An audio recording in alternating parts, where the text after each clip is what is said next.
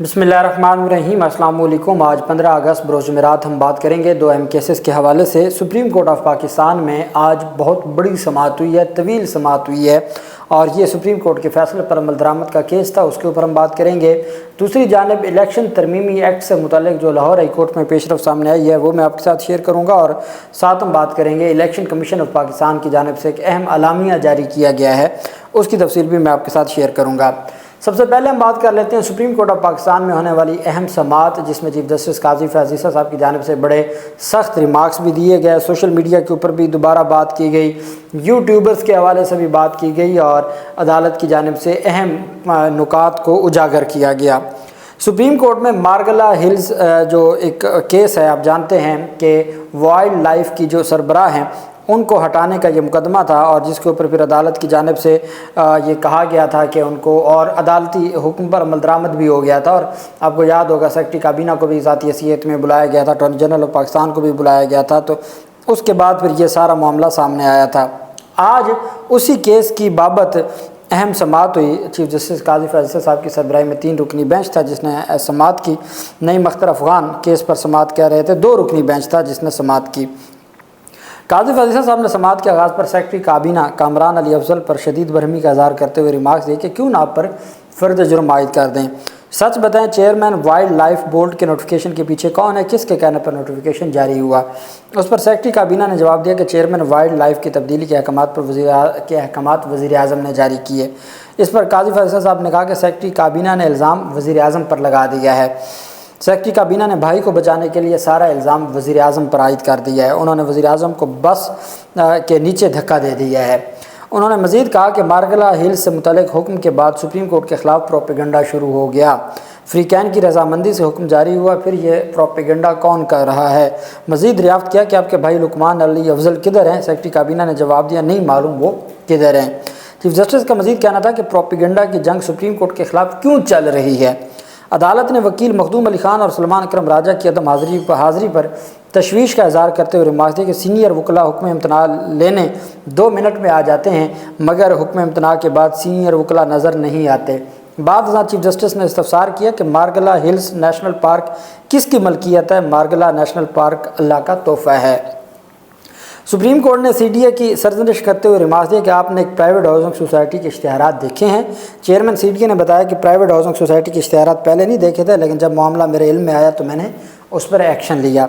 उस पर chief justice काजी फैज़ ईसा का कहना था कि सारी शहराए दस्तूर पर प्राइवेट सोसाइटी के इश्तिहारात लगे हैं।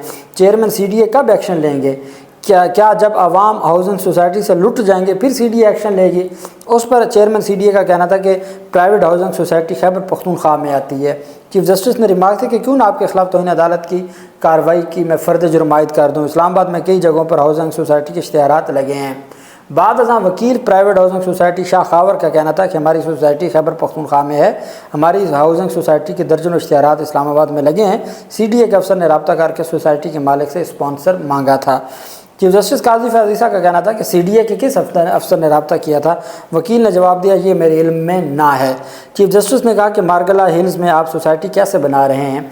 वकील ने जवाब दिया कि ये मेरे मोक्कल की अपनी मलकियती अराज़ी है, उस पर यह मनसूबा शुरू किया। अदालत ने दरियाफ़्त किया कि ज़मीन की मलकियती दस्तावेज़ात किधर हैं। वकील हाउसिंग सोसाइटी ने कहा कि मलकियती दस्तावेज़ात मेरे मोक्कल के पास हैं। चीफ जस्टिस ने वकील को हदायत की कि शाह साहब अपने मोक्कल को बुला लें। बाद जस्टिस काजी फैज़ ईसा का कहना था कि 2018 के बाद मार्गला हिल्स का केस चला, लोगों के लंबे हाथों की वजह से फिर ये केस दबा दिया जाता है। मार्गला हिल्स के मामले पर वजारत दाखिला, वजारत काबीना और वजारत मौसमियाती तब्दीली और CDA मुलव्वस हैं। शाह खावर ने अदालत को आगाह किया कि मेरे मोक्कल 1.5 घंटे में सुप्रीम कोर्ट पहुंच जाएंगे, मेरे मोक्कल सवाबी से निकल आए हैं। चीफ जस्टिस ने दरियाफ्त किया कि आपके मोक्कल का नाम क्या है। वकील ने बताया कि मेरे मोक्कल का नाम सदीक अनवर है। चीफ जस्टिस ने मजीद इस्तफसार किया कि अपने मोक्कल का पूरा नाम बताएं। उन्होंने कहा, जी मेरे मोक्कल का पूरा नाम कैप्टन रिटायर्ड सदीक अनवर है। इस पर काजी फैज़ ईसा साहब ने कहा कि आपके मोक्कल को भी तौहीन अदालत का नोटिस जारी करें। आपके मोक्कल ने अपने एड्रेस में GHQ क्यों लिखा? आपके मोक्कल ने नाम के साथ रिटायर्ड भी नहीं लिखा। क्या आपका मोक्कल तासुर दे रहा है कि हाउसिंग मनसूबा फ़ौज का है? उसके साथ अदालत ने समाअत में मुख्तसर वक्फ़ा कर दिया। वक्फ़े के बाद समाअत के दोबारा आगाज़ पर जस्टिस काजी फैज़ ईसा का कहना था कि इस मुल्क में हर एक का अपना एजेंडा है। सारी हुकूमत आज अदालत में खड़ी है, लेकिन कुछ मालूम किसी को कुछ नहीं है। نیشنل پارک کو مجموعی طور پر بچانا ہے۔ اٹارنی جنرل نے کہا کہ خوبصورتی ساری مارگلا ہلز کی ہے۔ چیف جسٹس کا مزید کہنا کہ ملک اب لینڈ مافیا کے حوالے ہے۔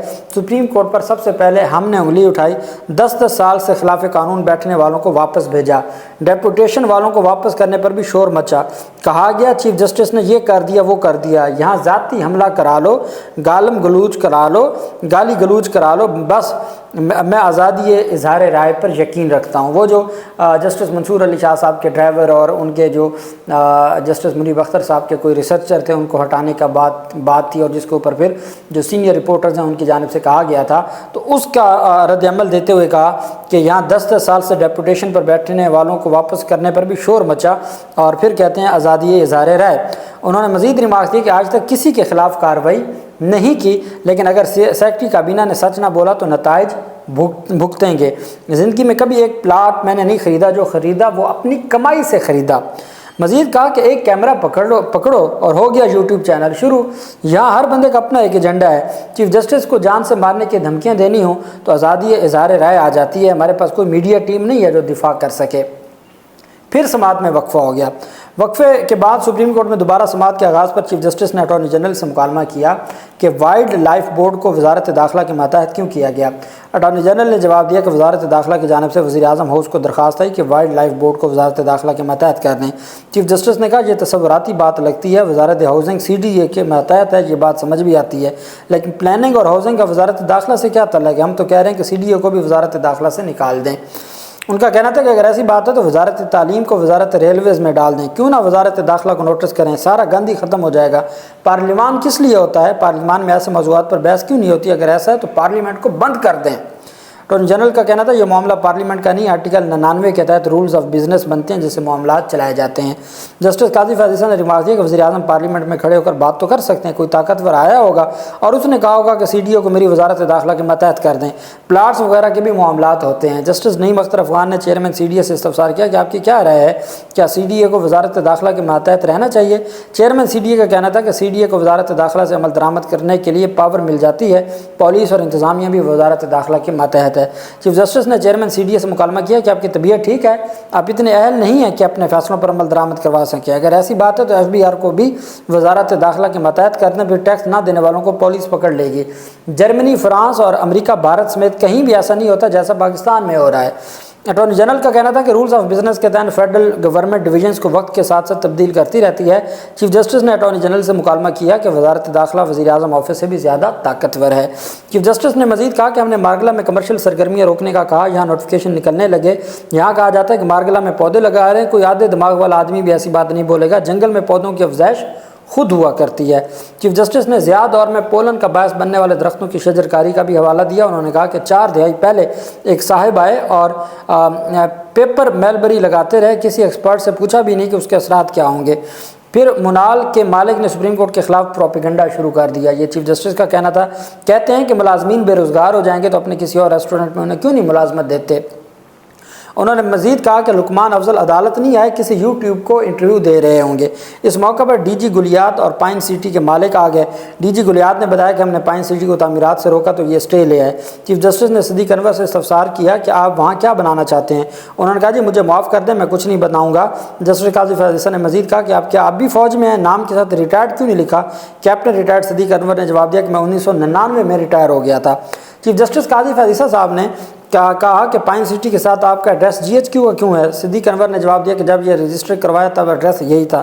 چیف جسٹس نے مزید کہا کہ آپ سروس میں ہوتے ہوئے بزنس کر سکتے ہیں، جب آپ ریٹائر ہوئے آپ کی تنخواہ کیا تھی؟ صدیق انور نے کہا کہ اس وقت میری تنخواہ 7,000 روپے تھی۔ چیف جسٹس نے قاضی فیض نے استفسار کیا کہ 7,000 کی تنخواہ پر آپ نے 35 کروڑ کی زمین کیسے خریدی؟ صدیق انور نے بتایا کہ میں نے گاؤں کی زمین بیچی تھی، میں نے پھر یہ زمین نواب آف خانپور سے خریدی، مارگلا پہاڑ بھی نواب آف خانپور کے تھے۔ جسٹس قاضی فیض حسن نے کہا کہ آپ فوجی ہیں، کس طرح کی بات کر رہے ہیں؟ آپ مارگلا کو تباہ کر رہے ہیں۔ انہوں نے کہا جی میں تو مارگلا کو بنا رہا ہوں۔ چیف جسٹس نے ریمارک دیا کہ بنا قدرت نے دیا ہے، آپ اسے چھوڑ دیں۔ صدیق انور نے جواب دیا میں چھوڑ دیتا ہوں، میں صرف نیچر ایڈونچر پارک بنانا چاہتا تھا۔ عدالت نے کہا کہ پائن سٹی نام سے تو لگتا ہے کہ یہ رہائشی منصوبہ ہے۔ صدیق انور نے کہا میں نے اس نام سے نقصان اٹھایا ہے، سوچتا ہوں نام بدل دوں۔ عدالت نے کہا آپ نام نہیں کام ہی بدل دیں، یہاں تعمیرات نہیں ہو سکتی۔ ہاؤسنگ سوسائٹی کے مالک نے جواب دیا کہ मैंने वहाँ नए दरख्त भी लगाए हैं। उस पर चीफ जस्टिस ने कहा वो आपका सदका जारिया रहेगा, सवाब आपको मिलेगा, नेशनल पार्क में तामीरात नहीं हो सकती, ये हमारा फैसला है। उस पर सदीक अनवर का कहना था कि मैं नेशनल पार्क में नहीं हूँ, ये मेरी मलकियती ज़मीन है। चीफ जस्टिस ने कहा आप अपनी मलकियत रखें मगर आप इस पर तामीरात नहीं कर सकते। वकील शाह खावर ने कहा कि मैं अपनी ज़मीन पर कानूनी कारोबार हो सकता है। चीफ जस्टिस ने रिमार्क किया कि आपका इतना अपना प्लाट भी हो तब भी CDA की बाउंड्री वाल के अंदर एक हद तक आपको तामीरात नहीं करने देता। बाद में सुप्रीम कोर्ट ने आज की केस का मुख्तसर तहरीरी हुक्मनामा लिखवाते हुए कहा कि वज़ीर आज़म ऑफिस की बेतौकीरी नहीं होनी चाहिए, वज़ीर आज़म ऑफिस को देखना चाहिए उन्हें दी जाने वाली एडवाइज़ मफाद आमा के तहत हैं या ज़ाती मफाद के तहत हैं, ये मामला हम हुकूमत पे छोड़ते हैं। साथ जो सेक्रेटरी काबीना वगैरह के ख़िलाफ़ तौहीन अदालत की कार्रवाई ख़त्म कर दी, जबकि जो मारगला के मुनाल रेस्टोरेंट के मालिक हैं लुकमान अफजल, उनके ख़िलाफ़ तौहीन अदालत की कार्रवाई शुरू करते हुए अदालत ने उनको तलब कर लिया और अदालत ने कहा कि वो ज़ाती हैसियत में पेश हूँ कि क्यों ना लुकमान अली अफजल के ख़िलाफ़ कार्रवाई की जाए। ये सुप्रीम कोर्ट ऑफ पाकिस्तान में अहम समाअत हुई। जबकि दूसरी जानिब मैंने आपको बताया था सुप्रीम कोर्ट ऑफ पाकिस्तान के में तो मखसूस नशिस्तों से मुतल्लिक अहम जो मामला है वो ज़ेर इल्तवा है, लेकिन असल जो चीज़ थी वो पाकिस्तान तहरीक इंसाफ और पाकिस्तान तहरीक इंसाफ के वकील अज़हर सिद्दीक एडवोकेट ने दरख्वास्त दायर की थी इलेक्शन तरमीमी एक्ट के ख़िलाफ़। उस पर मैंने आपको बताया था कि वफाकी हुकूमत के वकील को तलब किया गया था। वफाकी हुकूमत के वकील ने अदालत में कहा कि जनाब वाला ये जो मामला है इलेक्शन तरमीमी एक्ट का, ये सुप्रीम कोर्ट में चैलेंज हो चुका है और जो मामला सुप्रीम कोर्ट में सब जुडिस हो वो यहाँ चैलेंज नहीं हो सकता। उस पर अज़हर सिद्दीक एडवोकेट ने कहा कि दरख्वास्त समाअत के लिए मुकर्रर नहीं हुई सुप्रीम कोर्ट में, ना ही सुप्रीम कोर्ट की दरख्वास्त को कोई नंबर लगा है, ना ही ये मामला इस केस का उस केस से कुछ लेना देना है। हमारा केस अलग है, हमारी प्रेयर अलग है, उनकी प्रेयर अलग है, वो सुप्रीम कोर्ट में अलग मामला है, हमारा अलग मामला है। जबकि बार बार जो वफाकी हुकूमत के वकील थे वो यही बात करते रहे कि हुजूर वाला ये केस सुप्रीम कोर्ट में ज़ेर इल्तवा है। जस्टिस शकील अहमद ने कहा चलें आपकी मान लेते हैं, अगर ये सुप्रीम कोर्ट में ज़ेर इल्तवा है तो आप सुप्रीम कोर्ट की मुसद्दका कॉपी ले आएँ कि कौन सा वहाँ पे केस इल्तवा है। 19 अगस्त को हम ये रख लेते हैं, आप 19 अगस्त तक सुप्रीम कोर्ट की मुसद्दका कॉपी ले आएँ। अगर तो ये वाकई को मामला ज़ेर इल्तवा इसी नौइयत का होगा तो ठीक है। अभी जिस केस को नंबर ही नहीं लगाया गया सुप्रीम कोर्ट की जानिब से, वो उसकी मुसद्दका कॉपी क्या बनेगी? बड़ी मुश्किल में पड़ गई है वफाकी हुकूमत। और लाहौर हाई कोर्ट, मैंने आपको कहा था जस्टिस शकील अहमद साहब इस मामले को मुंतकी अंजाम तक पहुँचाएंगे। इलेक्शन कमीशन ने इस्लामाबाद के इंतज़ामी इदारों में तकर्री और तबादलों पर पाबंदी आयद कर दी है। इलेक्शन कमीशन से अहम तकर्री और तबादलों के लिए इलेक्शन कमीशन से इजाज़त लेनी होगी। इस्लामाबाद में बल्दियाती इंतखाबात 29 सितंबर को होंगे। रिटर्निंग अफसर ने इस्लामाबाद बल्दियाती इंतखाबात के लिए पब्लिक नोटिस जारी कर दिया है। बल्दियाती इंतखाबात के शेड्यूल के मुताबिक कागजात नामजदगी 16 से 20 अगस्त तक जमा किए जाएंगे, यानी कि कल से। उम्मीदवारों के कागजात की स्क्रूटनी 22 से 26 अगस्त तक होगी। उम्मीदवारों को इंतखाबी निशानात 6 सितंबर को अलाट किए जाएंगे और 29 सितंबर को वोटिंग होगी इस्लामाबाद में। अल्लाह पाक पाकिस्तान का हामी नासिर हो। बहुत शुक्रिया। अल्लाह हाफिज़। पाकिस्तान जिंदाबाद।